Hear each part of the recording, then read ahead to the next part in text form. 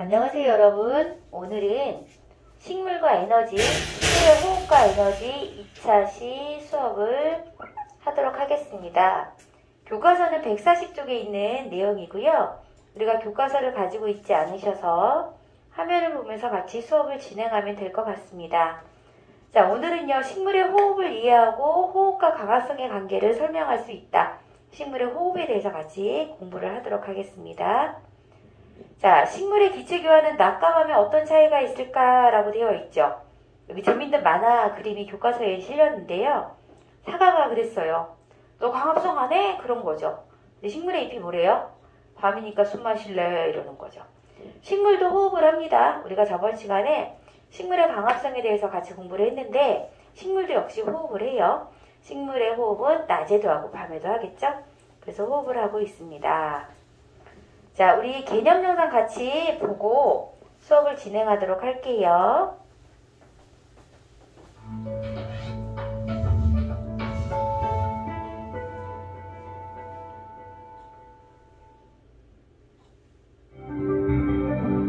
열대 바다에 사는 맹그로브의 뿌리나 습지에 사는 나구송의 뿌리를 본 적이 있나요?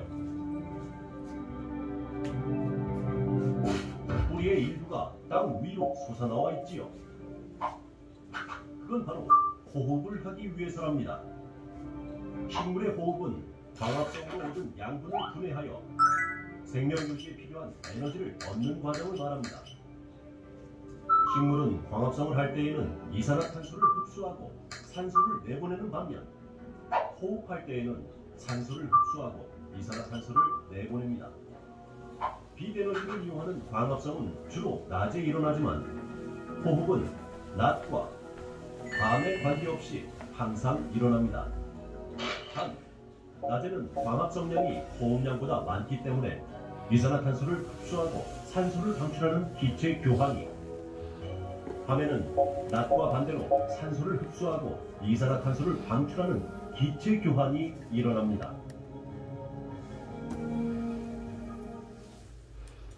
자, 우리 영상물 잘 보셨나요? 식물이 호흡을 한다는 사실을 알고 계셨나요?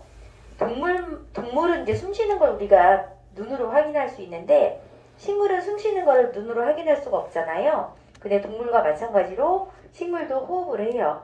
근데 호흡을 하는데 영상에서 본 것처럼 식물도 낮과 밤 24시간 호흡한다고 생각하시면 되는 거죠.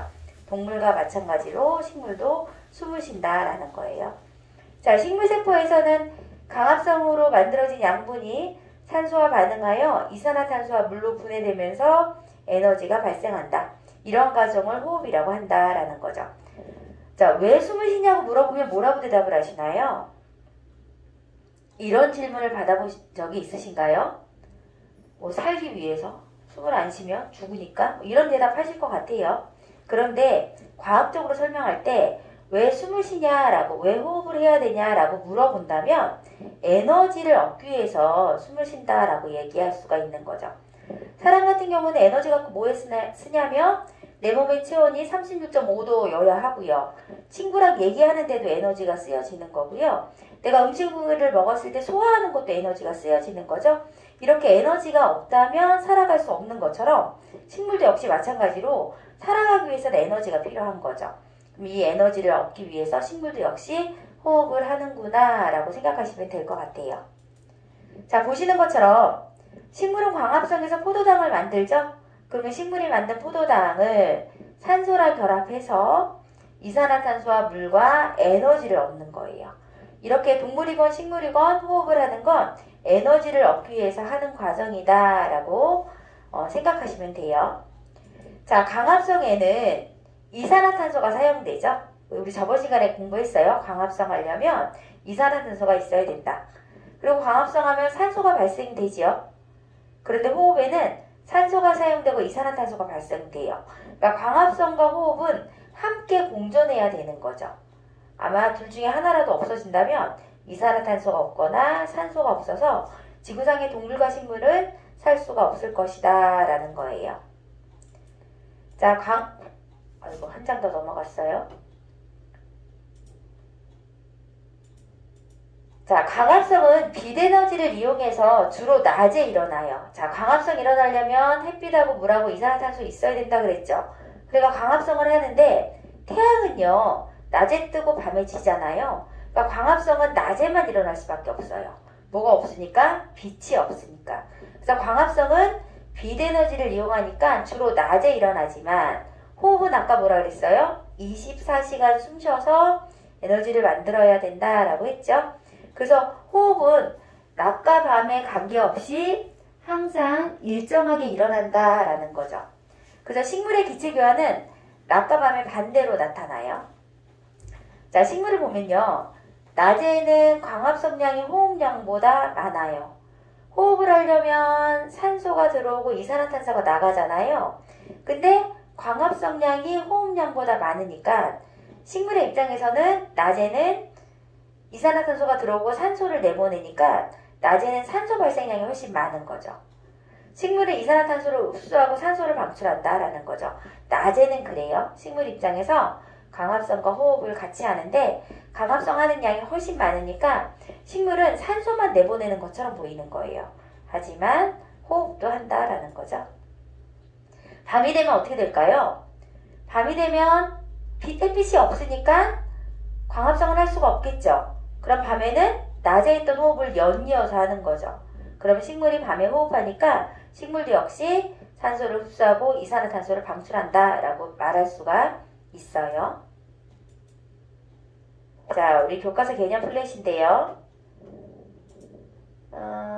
교과서 개념 플래시를 같이 한번 볼게요.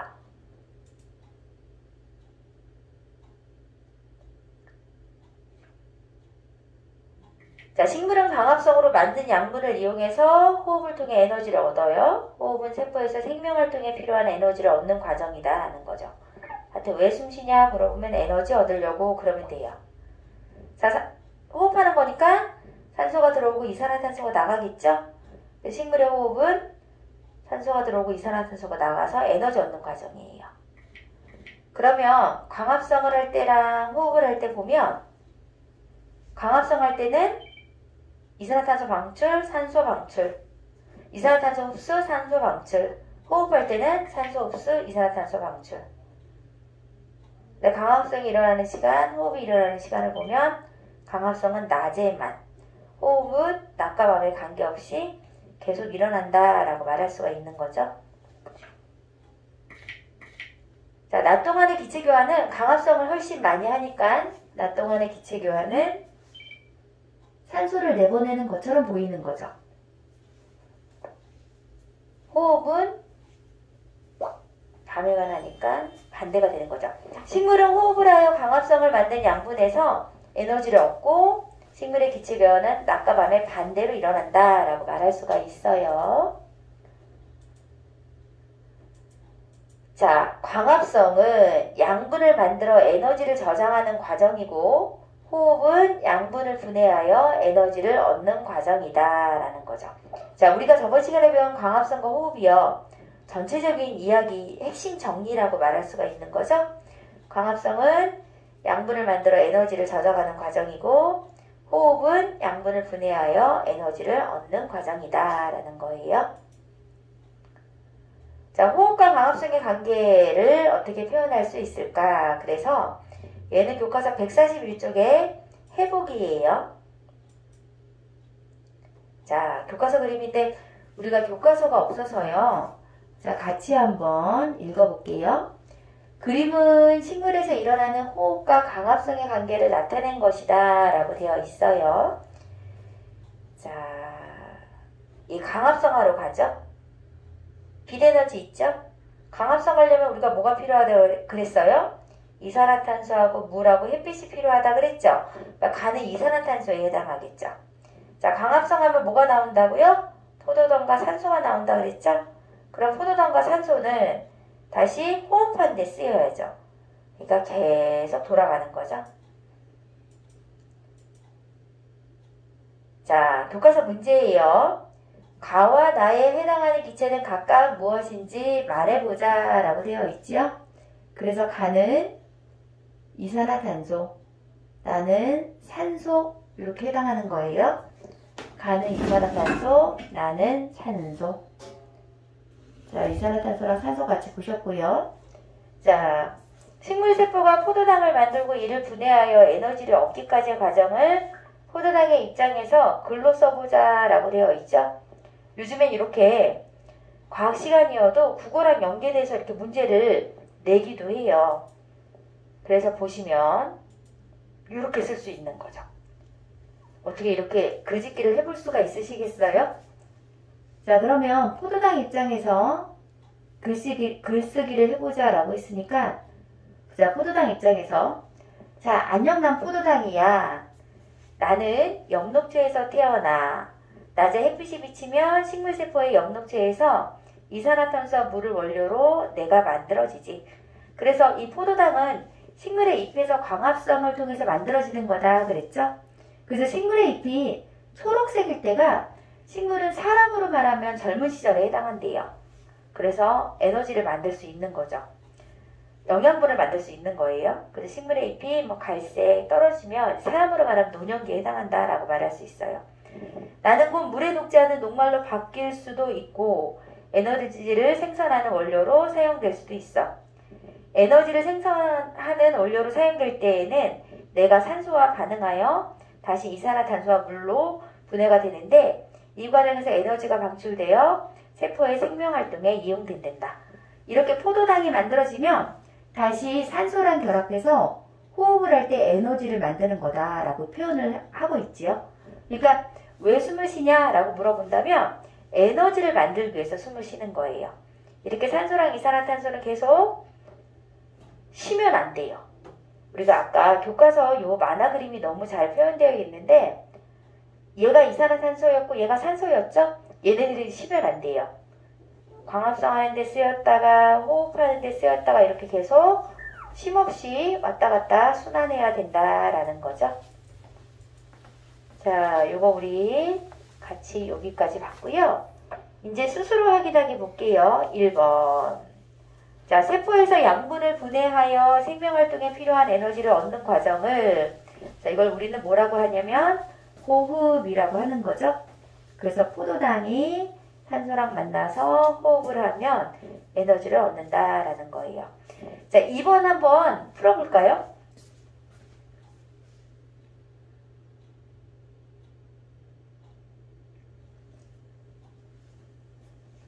자, 식물은 밤에 산소를 흡수, 방출, 이산화탄소를 흡수, 방출이라고 되어 있죠. 자, 식물은 밤에 해야 되니까 식물은 밤에 산소를 흡수하고, 왜냐하면 밤에 숨을 쉬어야 되는 거죠. 숨을 쉬려면 산소를 흡수하고 이산화탄소가 방출되니까 흡수하고 이산화탄소를 방출한다. 다 맞았나요? 자, 그럼 이제 3번 볼게요. 자, 겨울에 잎이 다 떨어진 나뭇가지에서는 낮과 밤의 기체교환이 각각 어떻게 일어날지 설명해보자 라는 거죠.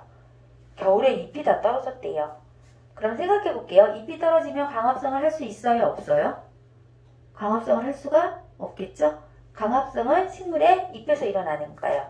그러니까 겨울에 잎이 다 떨어진 나뭇가지에는 낮과 밤의 기체교환이 각각 어떻게 일어날지 설명해보자. 자, 볼게요. 식물의 광합성은 대부분 잎에서 일어나므로 겨울에 잎이 다 떨어지고 가지만 남은 나무에서는 광합성이 거의 일어나지 않는다.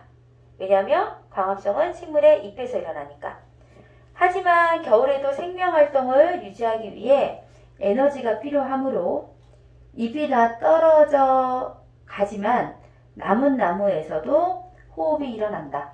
따라서 낮과 밤에 모두 산소를 흡수하고 이산화탄소를 방출한다라는 거죠.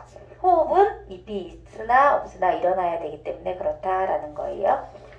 자, 식물이 에너지를 얻는 호흡에 대해서 우리 같이 공부했고요. 다음 시간에는 광합성으로 만든 양분의 사용을 공부를 해야 되는데 우리가 지금 각 반마다 비대면 수업이라 진도가 다 달랐잖아요. 그래서 전부 다 진도가 나가지 않은 증산작용하고 132쪽이요. 그리고 식물의 호흡과 에너지에서 140쪽을 같이 공부를 하신 거예요. 이번 주까지 비대면 수업하고 다음 주에 우리 만나서 수업을 같이 하게 되죠.